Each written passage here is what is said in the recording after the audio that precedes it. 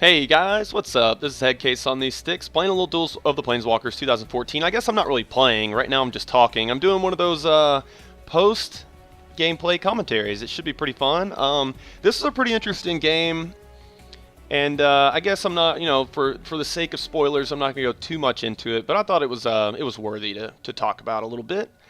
I thought it was well played on both of our sides, and we'll see where it takes us. Let's go on a journey, guys. With Deadwalkers, I mean, this deck, oh man, it's mean because this deck is fun to play and really good. Like, Absence Glory is really good, but like airs on the side of not being as fun of a deck to pilot. It's just kind of like good. Anyway, I start off with a very good hand. I mean, turn 1 Gravecrawler is exactly what I want to be doing. That is the equivalent of my turn 1 Champion of the Parish in Absence Glory. It's one of the best turn 1s you can have in this game, and so luckily I can do that because, you guessed it, I'm playing against Absence Glory. Turn 1 Champion of the Parish. Oh man, like if I started a band, I don't care what genre of music it would be, its name would be Turn 1 Champion of the Parish. That would be the name of my band. Anyway, so I can bash in here. He can do absolutely nothing about it, thankfully, because I have 2-1. Never leave your Gravecrawler back, because do not forget that bastard cannot block. And I think it's because he doesn't have legs. He's just like crawling, if I remember right. I can't bring up the card because, like I said, this is after the fact. But anyway, my beginning hand was really good. I mean, 4 lands with a turn 1 Gravecrawler. The turn 3... one of the best lords in my deck, and then a turn 4 Undead Warchief, the best lord in my deck, is very good. And I know I have enough lands. I really like lands in this deck because it's one of the reasons why I like this deck, because I like top decking lands, I like top decking creatures, I like top decking spells. At any point in the game, it can turn it around and be really good for me. Any of those 3 things. So, by spells, I mean non-creature spells, I guess I should say. But all this land is really good because I'm running 2 Grave Titans and a Mikaeus Lunarch, and I think 1 Corrupt. I'm not running 2 Corrupts right now, but yeah, 1 Corrupt. So he got a Mikaeus Lunarch down. That's an okay, turn 2. I guess an Elite Inquisitor would be terrible for me because it's pro zombies and I have no removal in my hand, so that would just like shut my ass down. But luckily he does not have it.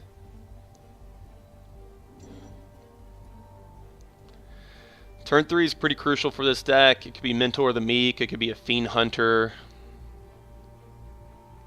And with no removal in my hand, both are pretty bad for me. But Mikaeus Lunarch is a really good card. There's only one in the deck, so you don't really see it much. But if you play with that deck a lot, I think you really understand the power of that card. It's good at any stage in the game. I personally like him to come down with a couple of counters, but I'm not opposed to putting him down turn 2. Whatever. Whatever floats your canoe. So there he goes. He's first maining, putting a counter on Mikaeus. So that's a little tip-off to the type of player he is. I mean, he's not terrible by any means, but that kind of tells you that he doesn't think things completely through, because if I would have been an idiot there and block thinking I could kill it, he could have just pumped the Mikaeus during combat, and that way it just would have blew me out of the water. I wouldn't have, obviously, but he didn't know that.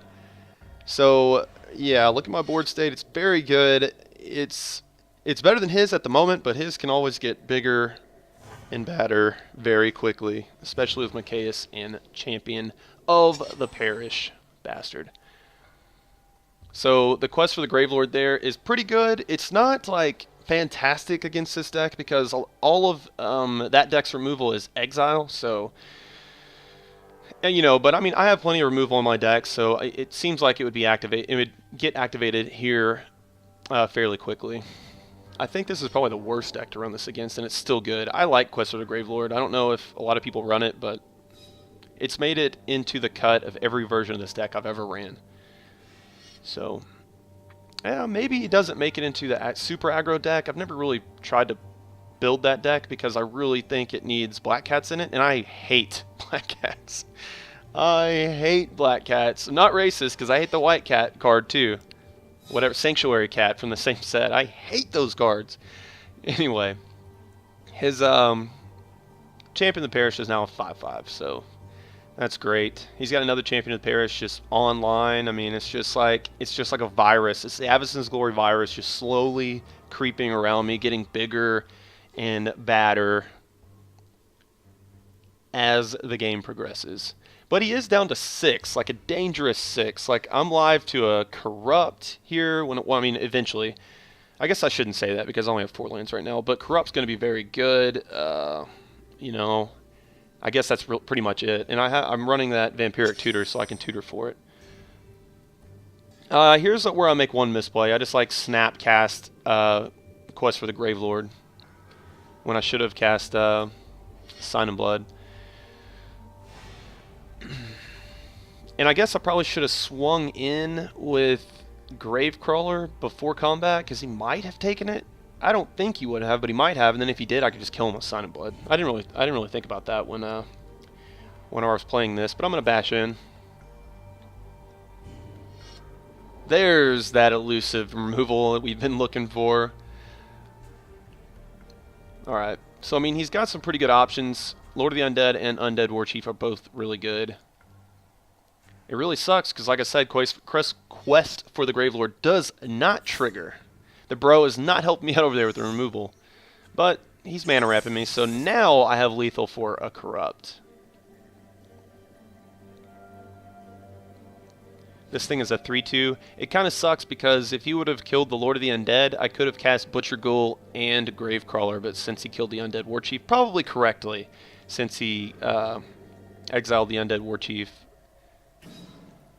I can only cast Butch Ghoul. Could be a mistake, but since I have Mutilate in my hand, I'm really starting to look at that Champion of the Parish is only a 5/5, so I'm really starting to look at, okay, how can I get a badass board state after this Mutilate that's about to wreck him? So he's got the Soul Warden, which pumps his guy up to a 6/6, and if he realizes it, Mikaeus can get him out of reach of the Mutilate when I cast it.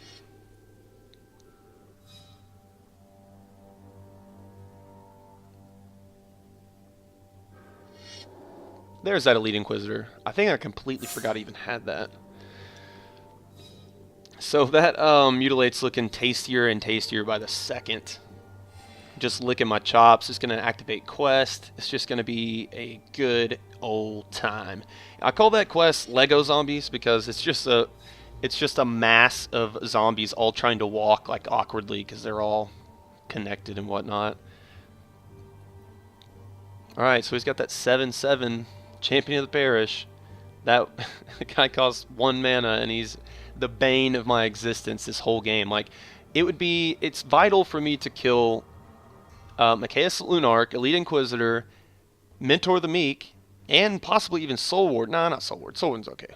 But like, I have to worry about this 1/1. I mean, this 1 mana 1/1 that he casts on turn 1. Like, that's what's so frustrating. I think it's what frustrates people the most about Avacyn's Glory is a turn 1 card is like game breaking, and they give you 4 of them.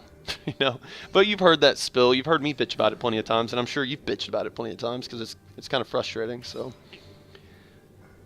and now he's at. If I would have top deck a land there, I could have wiped his entire side because his Champion of the Parish is only a 7/7. I cannot do that though, but this is still a very good play for me. I wipe his entire board except his Champion of the Parish. I'm at 13 live.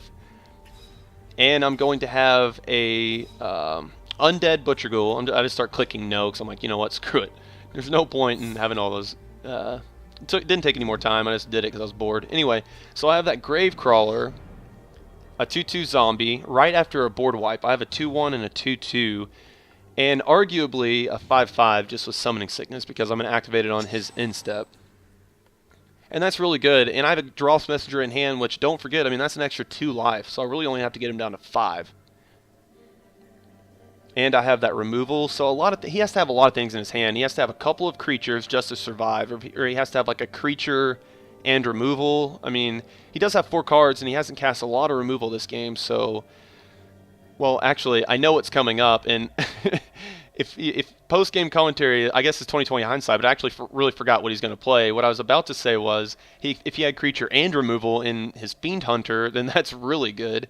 And I don't know what he's thinking about here because I know what he has in his hand. There it goes. Fucking Fiend Hunter. I hate your ass. I hate all the removal on that deck because there's so much of it. And he just keeps pounding and pounding away. That sounded terrible. But that's what it does, man. It just removes all your shit and just relentless championing the parish the whole game.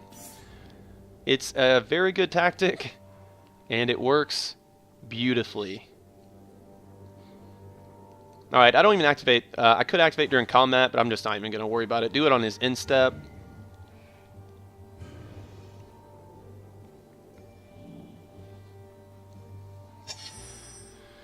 Alright, there's actually a couple ways I can win right now. No, actually there's not. There's only one way. Like, I have to cast Consuming Vapors. And the thing is, he has to get rid of his Champion of the Parish here, because he's dead. Unless he has removal in his hand, he's dead to he's dead on board. So he's got to get rid of Champion of the Parish. Grektar with his back on the ropes. I'm down to 5. This was just like a classic game of, you know, removal at the right time, making plays at the right time. He was kind of awkwardly playing as Mikaeus of Lunarch, but besides that, he played okay. And I just thought it was a really beautiful game. It's like how Magic is supposed to be. Super interactive, really close, you know, clutch plays. So he decides to go for the Fiend Hunter. I guess it's a give-up play because he does not have the path to exile. I just take him down to exactly 0. And that was a fun game. So that was another post-game commentary. Just an interesting game I decided to give y'all. Anyway, hope you enjoyed this video, guys, and I'll see you later.